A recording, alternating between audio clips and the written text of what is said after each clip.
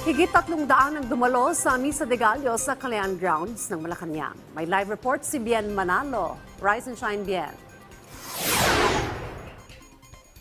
Dayan, hindi nagpatinag sa malakas na ulan ang ilan nating kababayan na dumalo sa ikapitong araw ng simbang gabi na ginanap sa Kalayaan Grounds sa Malacanang Palace.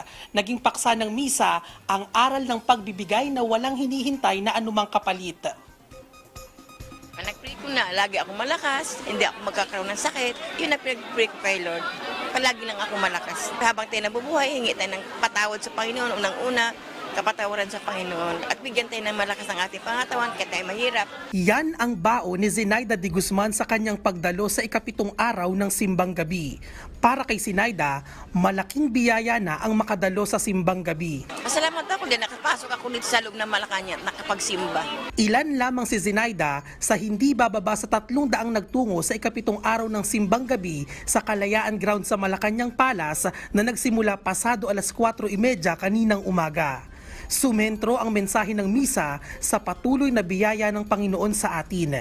Gayun din ang aral ng pagiging mapagpakumbaba at pagbibigay ng walang hinihintay na anumang kapalit. Itong mga surprises ng ating Panginoon, lalong-lalo na ang mga mabuting sorpresa, mabuting balita para sa atin, mga blessing natin ay hindi lamang para sa atin, kundi para din sa iba. Ang magbabarkadang ito, malaki raw ang pasasalamat sa Diyos kaya naging panata na nila ang pagkumpleto sa 9 na araw ng simbang gabi. Sobrang ganda rin po kasi tsaka malapit lang din po sa amin.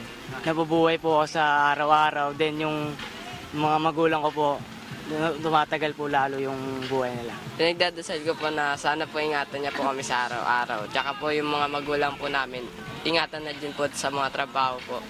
Pati po yung kapatid ko rin po. Nagpapasalamat ko po na lagi niya po kami natutulungan sa araw-araw. Tsaka sa mga pagkain po na binibigay niya sa amin. Etong espiritual ang nabusog doon sa mga dumalo sa misa, kundi nabusog din ang kanilang mga tiyan dahil may mga libreng pagkaing ipinamimigay para sa mga nagsimba tulad ng bibingka, puto bumbong, kape at tsokolate. At yan muna ang update. Balik sa iyo, Dayan. Maraming salamat sa iyo, Bien Manalo.